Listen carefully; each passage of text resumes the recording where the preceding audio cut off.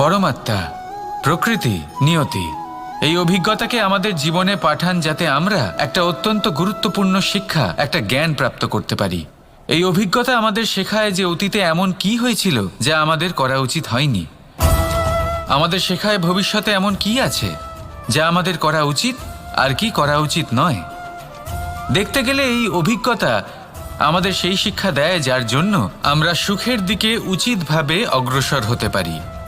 সেই জন্য জীবনে যখনই দুঃখ আসবে, দুঃখের এই সময় আসবে, তখন হতাশ হবেন না।